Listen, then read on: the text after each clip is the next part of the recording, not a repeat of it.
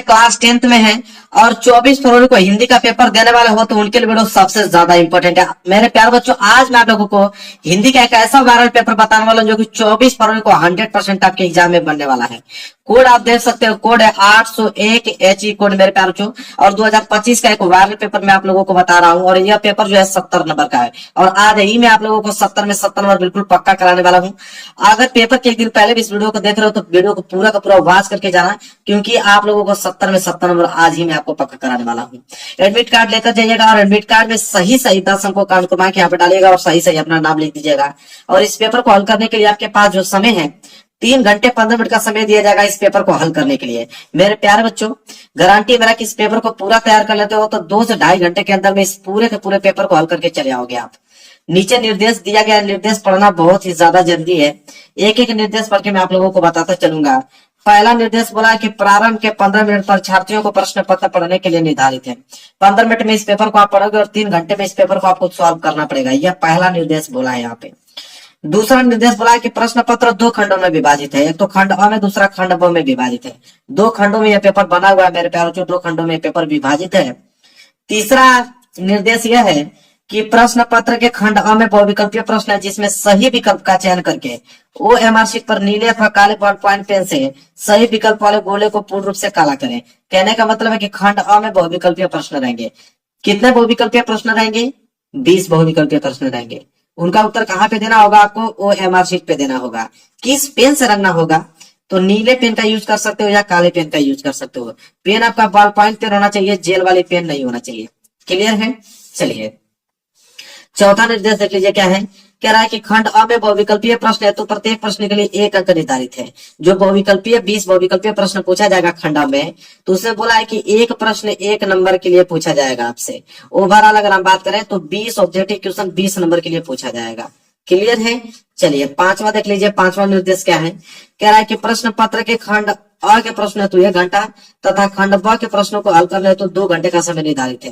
कह रहा है कि खंड अ में जो 20 बहुविकल्पीय प्रश्न है उसको हल करने के लिए 1 घंटे का समय दिया गया है। 20 के 20 ऑब्जेक्टिव क्वेश्चन बताने वाला हूं इस वीडियो में, तो 5 मिनट के अंदर में सारे के सारे ऑब्जेक्टिव क्वेश्चन करके चले आओगे। बाकी जितना समय बचेगा पूरा का पूरा समय खंड ब में लगा दीजिएगा। इसके बाद देखिए लास्ट निर्देश है, प्रत्येक प्रश्न के सम्मुख उनके निर्धारित अंक दिए गए हैं। मतलब हर एक प्रश्न के आगे आपको बताया गया है कि वो प्रश्न 1 नंबर का है कि 2 नंबर का है कि 4 नंबर का है कि 6 नंबर का है। हर एक प्रश्न के आगे आपको बताया गया है। मेरे प्यारे बच्चों, ये निर्देश था। निर्देश मैंने आप लोगों को पूरा का पूरा डिटेल में समझा दिया। पेपर आप लोगों का इस साइड से स्टार्ट होता है। चलिए मैं दिखाता हूँ आपको। देखिए पेपर यहाँ से स्टार्ट है। सबसे पहले खंड अ आया है। खंड अ में मेरे प्यारे जो बहुविकल्पीय प्रश्न सबसे पहले दिया है। देखिए पहला जो प्रश्न है बहुत ही ज्यादा सिंपल है, यहीं पे याद करा दूंगा आप लोगों को। बोला है कि हिंदी साहित्य के श्रेष्ठ निबंधकार, आलोचक एवं इतिहासकार के रूप में जाने जाते हैं। मेरे प्यारों बच्चों 1 नंबर के लिए प्रश्न बहुत ज्यादा इंपॉर्टेंट है। बोला है कि हिंदी साहित्य के श्रेष्ठ निबंधकार, आलोचक एवं इतिहास के रूप में कौन जाने जाते हैं? तो वो है आपके रामचंद्र शुक्ल जी, आचार्य रामचंद्र शुक्ल जी। सी वाला प्रश्न जो है बिल्कुल राइट आंसर हो जाएगा। क्वेश्चन नंबर पहले का सी जो है बिल्कुल करेक्ट आंसर है। क्लियर है मेरे प्यारे बच्चों? चलिए आगे बढ़ते हैं, क्वेश्चन नंबर दूसरा देखते हैं। चलिए देखते हैं दूसरा प्रश्न। पहला प्रश्न आपको समझ में आ गया। दूसरा प्रश्न देखिए क्या है मेरे प्यारे बच्चों। ये भी प्रश्न बहुत ज्यादा सिंपल है। कह रहा है कि महादेवी वर्मा द्वारा रचित रेखा चित्र है। अब महादेवी वर्मा द्वारा रचित रेखा चित्र इन चारों ऑप्शन में से कौन है? और यह प्रश्न भी देखिए 1 नंबर के लिए आपके एग्जाम में पूछा गया है। तो इसका राइट आंसर हो जाएगा मेरे प्यारे बच्चों अतीत के चलचित्र। अतीत के जो चलचित्र है महादेवी वर्मा द्वारा रचित रेखा चित्र है। बी वाला ऑप्शन जो है बिल्कुल राइट आंसर हो जाएगा। क्वेश्चन नंबर दूसरे का बी। पूरा का पूरा याद कर लीजिए। 20 में 20 ऑब्जेक्टिव सही होके आना चाहिए आप लोगों का। तीसरा प्रश्न देख लीजिए क्या है। कह रहा है कि कोणार्क के रचनाकार हैं और यह प्रश्न 1 नंबर के लिए आपके एग्जाम में दिया है। तो कोणार्क के रचनाकार इन चारों ऑप्शन में से कौन है? ऑप्शन नंबर पहला मेरे प्यारे बच्चों जगदीश माथुर जी। कौन? जगदीश माथुर जी। ए वाला ऑप्शन जो है बिल्कुल राइट आंसर हो जाएगा। क्वेश्चन नंबर तीसरे का ए, कोणार्क के रचनाकार जगदीश माथुर जी। चौथा प्रश्न देखिए क्या है। चौथा प्रश्न मेरे प्यारे बच्चों है कि चलो चांद पर चले के रचनाकार। मेरे प्यारे बच्चों बहुत ज्यादा इंपॉर्टेंट है। चलो चांद पर चले 1 नंबर के लिए भी प्रश्न है। तो चलो चांद पर चले के रचनाकार कौन है? वह है आपके जयप्रकाश भारती जी। कौन है? जयप्रकाश भारती जी। बी वाला ऑप्शन जो है बिल्कुल राइट आंसर हो जाएगा। चलो चांद पर चले। आगे देखिए प्रश्न नंबर 5वां क्या है। तूफानों के बीच रचना के विधा है। 1 नंबर के लिए प्रश्न है। तूफानों के बीच एक रचना है। किस विधा की रचना है, यह प्रश्न में पूछा गया है। तो रिपोर्टाज, किसका, रिपोर्टाज विधा की रचना है। डी वाला ऑप्शन जो है बिल्कुल राइट आंसर हो जाएगा, क्वेश्चन नंबर 5 का डी। आगे बढ़ते हैं क्वेश्चन नंबर 6, देखिए क्या है। केशव दास किस काल के कवि हैं, एक नंबर के लिए प्रश्न है मेरे प्यारे बच्चों। तो केशव दास किस काल के कवि हैं, वेरी वेरी मोस्ट इंपोर्टेंट है। तो रीति काल के कवि हैं केशव दास जी। कौन, केशव दास जी रीति काल के कवि है मेरे प्यारे बच्चों। क्वेश्चन नंबर 6 का बी वाला जो है बिल्कुल करेक्ट आंसर हो जाएगा। इसी के साथ आगे बढ़ेंगे प्रश्न नंबर 7 की तरफ। भारत भारती के रचनाकार हैं, एक नंबर के लिए प्रश्न है मेरे प्यारे बच्चों। तो भारत भारती के रचनाकार कौन है, क्वेश्चन नंबर 7वां का ए वाला ऑप्शन बिल्कुल सही हो जाएगा, मैथिली शरण गुप्त जी। क्वेश्चन नंबर 7वां का ए, भारत भारती के रचनाकार कौन है, मैथिली शरण गुप्त जी। तो 7वें का ए जो है बिल्कुल करेक्ट आंसर हो जाएगा। क्लियर है, समझ में आ गया। चलिए आगे बढ़ते हैं प्रश्न नंबर 8वें की तरफ। देखिए मेरे प्यारे बच्चों, प्रश्न नंबर 8वां, प्रश्न नंबर 8वां क्या है कि भारतेंदु युग की समय अवधि है, एक नंबर के लिए प्रश्न है मेरे प्यारे बच्चों। तो भारतेंदु युग की समय अवधि कितनी मानी जाती है, तो सन 1868 ईस्वी से लेकर 19 ईस्वी तक। भारतेंदु युग की समय अवधि कितनी मानी जाती है, 1868 से लेकर 1900 तक। क्लियर है। चलिए आगे बढ़ते हैं प्रश्न नंबर 9 की तरफ। देखिए प्रश्न नंबर 9 क्या है, सुमित्रा नंदन पंत की रचना नहीं है। अब सुमित्रा नंदन पंत की इन चारों अक्षरों में से कौन रचना नहीं है, एक नंबर के लिए प्रश्न है। तो कमायनी, ठीक है, कमायनी जो है सुमित्रा नंदन पंत की रचना नहीं है। बाकी ग्राम्या, स्वर्णधुली, युगांती, ये जो है तीनों सुमित्रा नंदन पंत की रचनाएं हैं। चलिए आगे बढ़ते हैं प्रश्न नंबर 10वें की तरफ। देखिए प्रश्न नंबर 10वां क्या है कि रीति मुक्त काव्य धारा के कवि हैं। तो रीति मुक्त काव्य धारा के कवि हैं, एक नंबर के लिए प्रश्न है। कौन है इन चारों ऑप्शन में से रीति मुक्त काव्य धारा के कवि मेरे प्यारे बच्चों। तो इसका राइट आंसर हो जाएगा option number D, Ghananand. D वाला ऑप्शन जो है बिल्कुल राइट आंसर हो जाएगा, कौन, घनानंद जी। आगे बढ़ते हैं प्रश्न नंबर 11। देखिए कह रहा हाँ रघुनंदन प्रेम परिते, एक नंबर के लिए प्रश्न है मेरे प्यारे बच्चों। कह रहा है कि हाँ रघुनंदन प्रेम परिते, ठीक है, तुम बिन जियत बहुत दिन बीते। अब यह पंक्ति है और कह रहा है कि इस पंक्ति में किस रस का प्रयोग किया गया है मेरे प्यारे बच्चों। तो किस रस का प्रयोग किया गया, वेरी वेरी मोस्ट इंपोर्टेंट है। इसमें करुण रस का प्रयोग किया गया है। सी वाला ऑप्शन जो है बिल्कुल राइट आंसर हो जाएगा कि हे रघुनंदन प्रेम परिते तुम बिन जियत बहुत दिन बीते। करुण रस का प्रयोग किया गया, करुण रस का उदाहरण है मेरे प्यारे बच्चों यह। प्रश्न नंबर 12 देख लीजिए क्या है। प्रश्न नंबर 12 है कि जो आंखनु सब देखी आंख न देखी जाही, उपयुक्त पंक्ति में कौन सा अलंकार है, ठीक है, किस अलंकार का उदाहरण है। Question number 12 very very most important है, उत्प्रेक्षा अलंकार। डी वाला ऑप्शन मेरे प्यारे बच्चों, उत्प्रेक्षा अलंकार। क्लियर है। चलिए आगे बढ़ते हैं क्वेश्चन नंबर 13। क्वेश्चन नंबर 13 देख लीजिए क्या है मेरे प्यारे बच्चों। कह रहा है कि सोरठा छंद के पहले और तीसरे चरण में मात्राएं होती है, एक नंबर के लिए प्रश्न है। तो सोरठा छंद के अगर पहले और तीसरे चरण में मात्राएं देखें तो 11 मात्राओं का प्रयोग किया जाता है।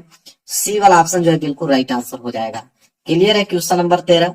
चलिए आगे बढ़ते हैं क्वेश्चन नंबर 14 की तरफ।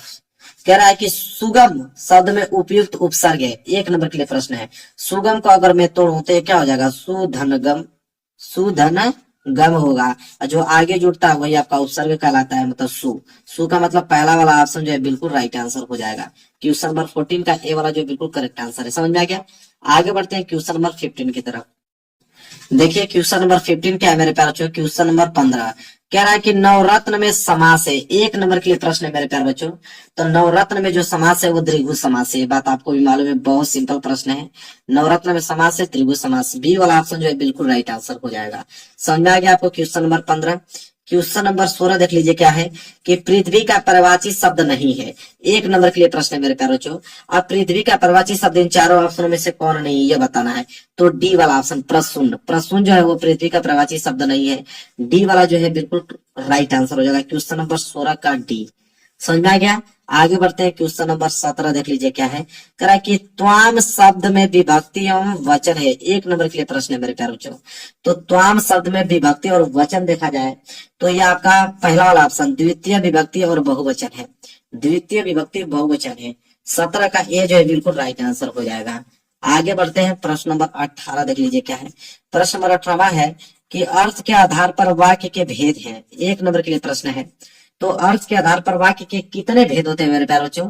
तो 8 भेद होते हैं, कितने, 8 भेद होते हैं। बी वाला ऑप्शन जो है बिल्कुल राइट आंसर होगा, क्वेश्चन नंबर 18 का डी। आगे बढ़ते हैं, प्रश्न नंबर 19वां देख लीजिए क्या है। प्रश्न नंबर 19वां है, कृतवाच्य में प्रधानता होती है। 1 नंबर के लिए प्रश्न है मेरे प्यार बच्चों। तो कृतवाच्य में प्रधानता कर्ता की होती है, ठीक है, किसकी? कर्ता की। सी वाला ऑप्शन जो है बिल्कुल राइट आंसर हो जाएगा, 19 का सी बिल्कुल करेक्ट आंसर है। आगे बढ़ेंगे, प्रश्न नंबर 20वां। प्रश्न नंबर 20वां ऑब्जेक्टिव का लास्ट प्रश्न है कि जिनके अलग अलग रूप वाक्यों में मिलते हुए पद कहलाते हैं। 1 नंबर के लिए प्रश्न है, तो जिनके अलग अलग रूप वाक्यों में मिलते हैं वे पद कहलाते हैं विकारी पद। क्या कहलाते हैं? विकारी पद कहलाते हैं। ए वाला ऑप्शन जो है बिल्कुल राइट आंसर हो जाएगा। तो यहाँ 20 ऑब्जेक्टिव क्वेश्चन बता दिया, 20 के 20 ऑब्जेक्टिव क्वेश्चन आपके क्या होने चाहिए? एग्जाम में सही होकर आना चाहिए 24 फरवरी को मेरे प्यारे बच्चों, ठीक है। तो ये खंड अ आपको समझ में आ गया। अब हम आगे देखेंगे खंड ब। देखिए खंड ब यहाँ से स्टार्ट हो गया मेरे प्यारे बच्चों। खंड ब में सबसे पहले वर्णनात्मक प्रश्न दिया है, 50 नंबर के लिए आता है। और प्रश्न नंबर 21 से स्टार्ट है, क्योंकि 20 के बाद 21वें प्रश्न स्टार्ट होगा। 21वां प्रश्न जो है मेरे प्यारे बच्चों कह रहा है कि निम्नलिखित गद्यांश पर आधारित दिए गए प्रश्न के उत्तर दीजिए। और 6 नंबर के लिए है मेरे प्यारे बच्चों। गद्यांश है, 3 प्रश्न दिया होता है, 2-2 नंबर के हिसाब से 6 नंबर आपको दिया जाता है। अब गद्यांश आपके एग्जाम में 2 देता है। एक आपका क वाला दिया है, क वाला अगर आपको नहीं आता है तो अथवा करके मेरे प्यारे बच्चों यहाँ पे आपको एक ख वाला दिया है। और दोनों में से कोई एक ही आपको एग्जाम में करना है, या तो क वाला कीजिए या तो ख वाला कीजिए। तो मेरे प्यारे बच्चों पहले क वाला मैं आपको दिखाता हूँ। क वाला क्या है कि जो वृद्ध हो गए हैं, जो अपनी बाल्यावस्था और तरुणावस्था से दूर हट आए हैं, उन्हें अपने अतीत काल की स्मृति बड़ी सुखद लगती है। वे अतीत का ही स्वप्न देखते हैं। तरुणों के लिए जैसे भविष्य उज्जवल होता है, वैसे ही वृद्धों के लिए अतीत वर्तमान से दोनों को असंतोष होता है। तरुण भविष्य को वर्तमान में लाना चाहते हैं और वृद्ध अतीत को खींचकर वर्तमान में देखना चाहते हैं। तरुण क्रांति के समर्थक होते हैं, जो वृद्ध अतीत गौरव के संरक्षक। इन्हीं दोनों के कारण वर्तमान सदैव क्षुब्ध रहता है और इसी से वर्तमान काल सदैव सुधारों का काल बना रहता है। यह आपका गद्यांश है। और गद्यांश के नीचे 3 प्रश्न है। पहला वाला, उपयुक्त अवतरण के पाठ और लेखक का नाम लिखिए। किस पाठ से लिया गया, इसके लेखक कौन है? 2 नंबर आपको दिया जाएगा, इतना बता देते हो तो। दूसरा मेरे प्यारे बच्चों, रेखांकित अंश की व्याख्या कीजिए, 2 नंबर। जहां तक अंडरलाइन किया गया है, यहाँ तरुणों से लेकर कहां तक चाहते हैं, यहाँ तक अंडरलाइन किया गया ना, इसका आपको अर्थ बताना पड़ेगा, व्याख्या करना पड़ेगा आपको, 2 नंबर दिया जाएगा। तीसरा, लेखक ने वर्तमान काल को सुधारों का काल क्यों कहा गया है, 2 नंबर यहाँ पे मिलेगा।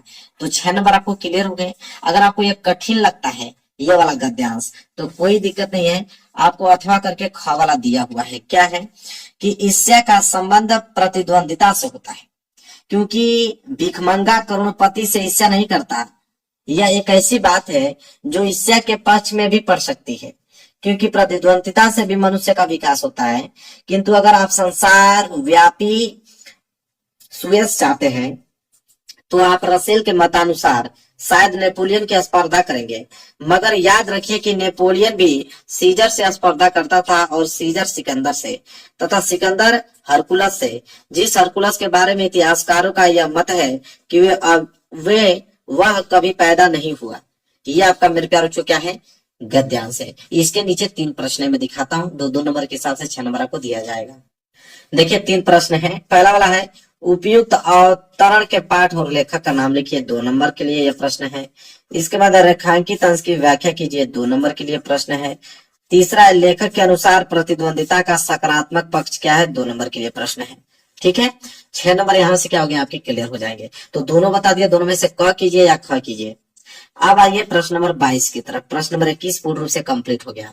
प्रश्न नंबर 22 है कि निम्नलिखित पद्यांश पर आधारित 3 प्रश्नों के उत्तर दीजिए। पद्यांश आ गया, पद्यांश व्यापी एग्जाम में 6 नंबर के लिए ही आता है। इसमें भी 3 प्रश्न होते हैं, 2-2 नंबर के हिसाब से 6 नंबर आपको दिया जाता है। इसमें भी 2 ऑप्शन होते हैं आपके, क वाला कीजिए, क वाला नहीं आता है तो अथवा करके आपको ख वाला दिया है। तो दोनों में से कोई एक ही आपको करना है, इतना बात याद रखिए। तो क वाला है मेरे प्यार बच्चों कि मैया हो न चरह हो गाही। ठीक है, सिगरे ग्वार खिरावत मोसो मेरे पाई पिराई, जो न पत्या ही पूछी बलदावी अपनी सौ दिवाई, यह सुनी माई जसोदा ग्वालिन गारी देती रिशाई, मैं पटवती अपने लड़का को आवे मन बहराई, सूर श्याम मेरो अति बालक मारत ताही रिगाई। यह आपका पद्यांश है। और पद्यांश के नीचे देखिए 3 प्रश्न हैं। उपयुक्त पद्यांश का संदर्भ लिखिए, 2 नंबर के लिए प्रश्न है। रेखांकित अंश की व्याख्या कीजिए, 2 नंबर के लिए प्रश्न है। और बाल कृष्ण गाय चराने क्यों नहीं जाना चाहते थे, 2 नंबर के लिए प्रश्न है। 6 नंबर यहाँ से आपके क्लियर हो गए।